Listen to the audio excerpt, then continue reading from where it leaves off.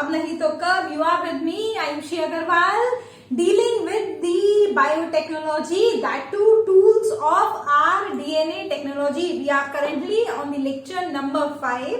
पिछले 4 लेक्चर्स में मैंने आपको जो भी कुछ पढ़ाया उसको एक बार ब्रीफ कर देती हूँ. हमने सबसे पहले पढ़ा था आरडीएनए क्या होता है, उसके बाद we have discussed about the basic strategy, then tools of rDNA, जिसमें 2 टूल्स के बारे में मैं आपको एक्सप्लेन कर चुकी हूँ. दो 2 tools were, first one was isolation and purification of DNA and second one was the restriction enzyme और molecular scissors. ठीक, इस लेक्चर में मॉलिक्यूलर सिजर्स जो हमने पढ़ा उसी का एप्लीकेशन थोड़ा सा सामने आएगा, इसीलिए आपको वो पुराने वाले लेक्चर्स क्लियर होना बहुत जरूरी है. ठीक है, इस लेक्चर में हम लोग क्या पढ़ने वाले हैं, देखो जरा. हम पढ़ने वाले हैं कंस्ट्रक्शन ऑफ आरडीएनए. ठीक है, कंस्ट्रक्शन ऑफ आरडीएनए में भी बेसिकली द एप्लीकेशन पार्ट और the implication of the molecular scissors वो देखने वाले हैं हम. देखो जरा, 2 तरीके पढ़ाने वाली हूं मैं आपको जो बेसिकली इस आरडीएनए के कंस्ट्रक्शन में यूज किए जाते हैं. जो पहला है that is RFLP. Full form देखिए, R stands for restriction. Full form नहीं, उसका पूरा मतलब छुटा हुआ है. अगर फुल फॉर्म आपको समझ में आ गई तो उसका क्या मतलब है या वो क्या काम करेगा वो भी अच्छे से समझ में आ जाएगा. F stands for fragment, L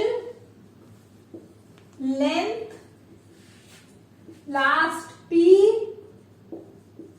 polymorphism. अब देखो जरा क्या मतलब हुआ. रेस्ट्रिक्शन का मतलब, restriction enzyme is coming into picture. कैसे?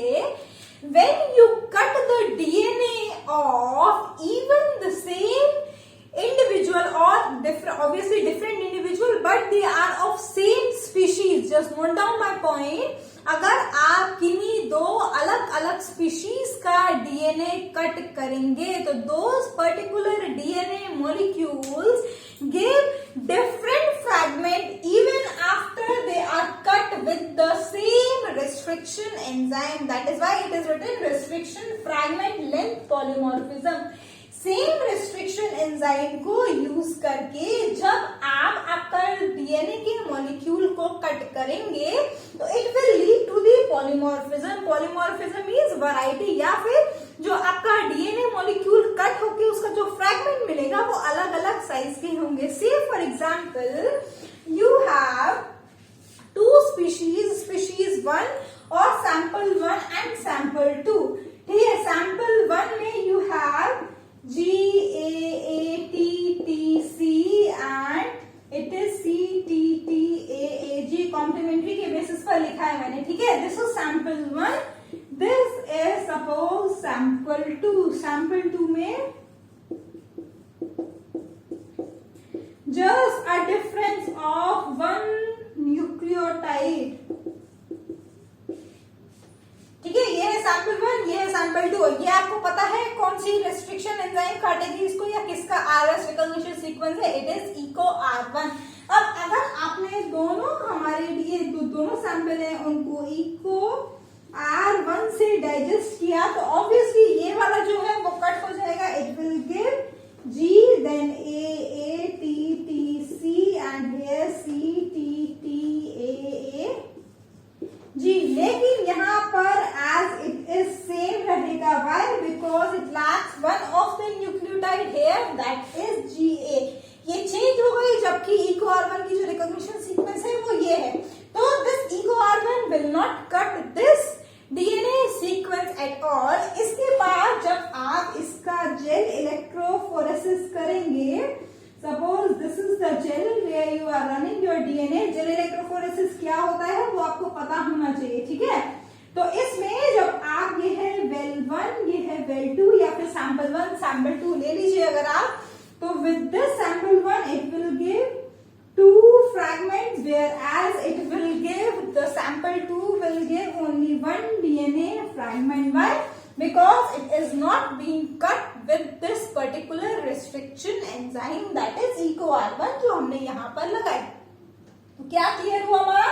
Restriction fragment length polymorphism, even if you are using the same restriction enzyme to cut the DNA sequence which belong to the same or the different species, then it will not give the, or it will give the length that vary. How? Yeah, why? Because this restriction enzyme is very specific while cutting the DNA molecule. इसी का मतलब होता है RFLP, that is restriction fragment length polymorphism. इसी के basis पर उस particular DNA में वो रिकॉग्निशन सीक्वेंस प्रेजेंट है कि नहीं है, वो आप पता लगा सकेंगे कैसे? Through this practical technique that is gel electrophoresis. ये हुआ एक मेथड आपके डीएनए के कंस्ट्रक्शन के लिए। दूसरा मेथड देखो थोड़ा सा डिफरेंट है, लेकिन उसमें ये जो रेस्ट्रिक्शन एंजाइम है वो काम में नहीं आएगा, उसमें दूसरी एक और टेक्निक काम में आएगी, that is the PCR technique. ठीक है, पीसीआर टेक्निक आप आगे आने वाले लेक्चर्स में पढ़ने वाले हैं, do not worry about that. थोड़ा सा बेसिक समझते हैं। ठीक, देखो जरा क्या होती है। आई होप कि यहाँ तक समझ में आ गया होगा। नहीं आया दैट मींस आपका बेसिक क्लियर नहीं है, उसके लिए you have to watch last 2 lectures in same playlist that are there on the channel already. ठीक है, दूसरा देखो क्या है, अगेन नाम से समझ में आएगा।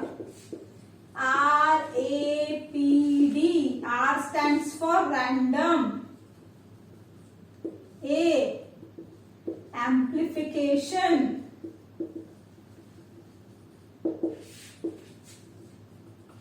ठीक है। अब देखो यहाँ पर एम्प्लीफिकेशन, रेस्ट्रिक्शन कहीं पर भी यूज नहीं आ रहा है, random amplification of polymorphic, this D stands for DNA। अब यहाँ पर हो रहा है एम्प्लीफिकेशन। इसी एम्प्लीफिकेशन की वजह से जो हमारी टेक्निक यूज होती है दैट इज द पीसीआर और पॉलीमरेज चेन रिएक्शन। डिटेल्स आप पीसीआर की आगे जाकर पढ़ेंगे। यहाँ पर कुछ बेसिक समझ लीजिए।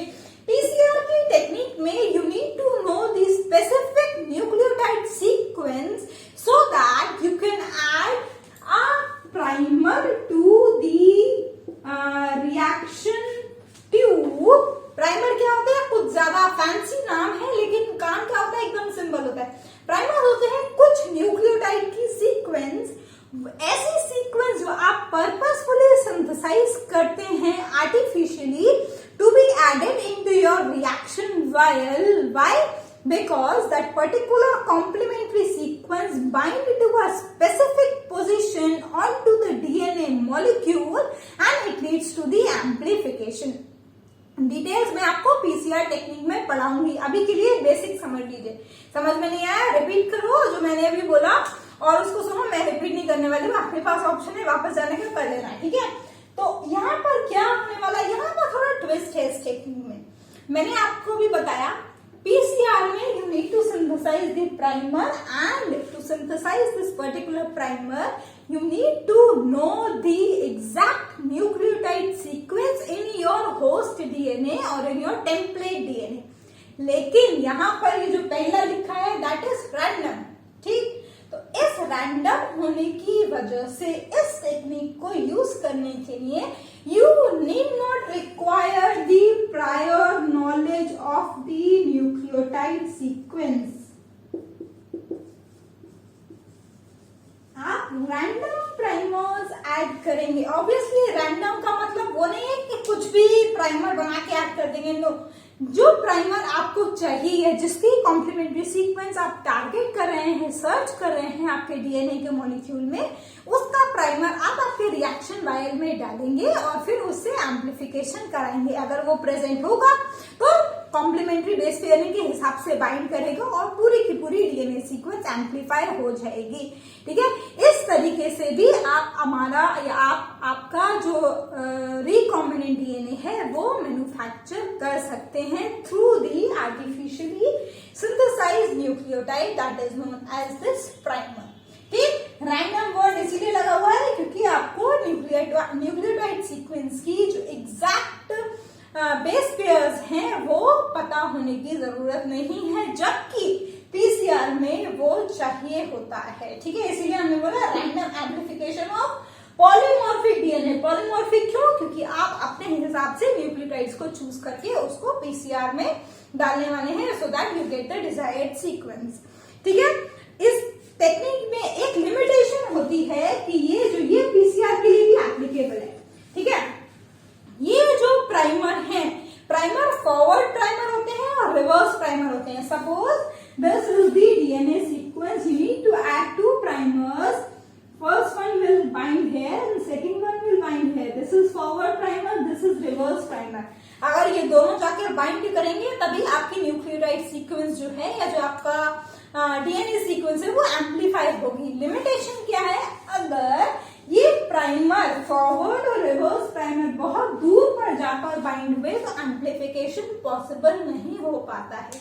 यही इस टेक्निक की लिमिटेशन है, जिसकी वजह से ये टेक्निक ज्यादा यूज में नहीं ली जाती। If at all there is a doubt कि न्यूक्लियोटाइड सीक्वेंस पर जो हम प्राइमर ऐड करने वाले हैं वो दूर दूर बाइंड होंगे। ठीक है, या फिर एक और लिमिटेशन है primer. Again basic concept, primer कैसे बनेंगे न्यूक्लियोटाइड सीक्वेंस में? 5' to 3'।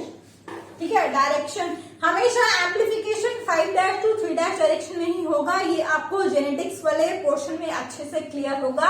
अगर आपने जेनेटिक्स वाला जो कॉन्सेप्ट है वो अभी तक क्लियर नहीं किया है तो trust me, you will not get these lectures at all.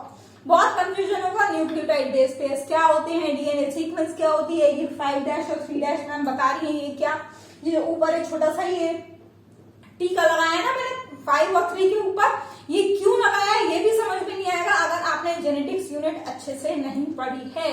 अगर कहीं और से पढ़ लिया है तो वेल एंड गुड, अगर नहीं पढ़ी तो चैनल पर क्रैश कोर्स वाली प्लेलिस्ट में ऑलरेडी अपलोडेड है लेक्चर्स, गो एंड विजिट। मैंने बेसिक्स के मतलब सारे बेसिक्स क्लियर करते हुए पढ़ाया है और एसएमआर वॉसवर्क का यूज नहीं किया, सब कुछ सिर्फ और सिर्फ फ्लोचार्ट्स और डायग्राम्स के थ्रू समझाया है।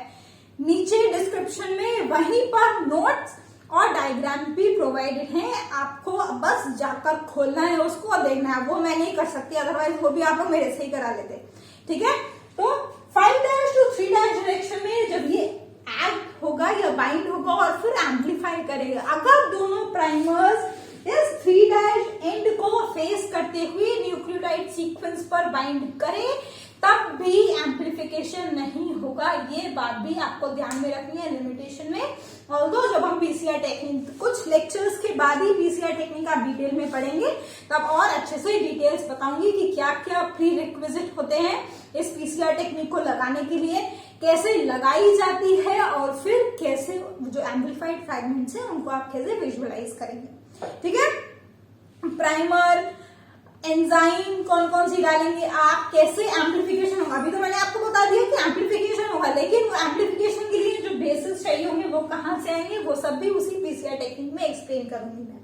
ठीक, तो आई होप ये क्लियर हो गया होगा कि कैसे होता है आरडीएनए का कंस्ट्रक्शन। 2 टेक्निक्स हमने बेसिकली डिस्कस की, इसके अलावा और बहुत सारी होती है। हमने यहाँ पर आरएफएलपी और आरएपीडी डिस्कस की, इसके अलावा एएफएलपी भी होती है और भी बहुत सारी टेक्निक्स होती हैं जिनके नाम अभी फिलहाल मेरे को याद नहीं आ रहा और आपके सिलेबस में भी नहीं है, you will learn at your higher standards. ठीक है, तो that's all for this particular lecture. Next lecture में कुछ और एंजाइम्स जो आरडीएनए में यूज की जाती हैं इंपॉर्टेंट है वो डिस्कस करेंगे और उसके बाद आगे बढ़ेंगे with some more tools and very important tools. Again I am reminding you, genetics वाला पोर्शन देख लीजिए, अदरवाइज डू नॉट कंप्लेन। ठीक है, नोट्स प्रोवाइड किए जा रहे हैं, बहुत सारे बच्चों के डाउट्स या बहुत सारे बच्चों के जो वो हैं वो भी आ रहे हैं मेरे पास, they are getting the notes, you can also avail, but for that you have to message me on the number that has been provided on the channel or through the Gmail. Right? So we will meet again in our next lecture. Till then, take care, stay safe, bye bye, thank you and happy learning.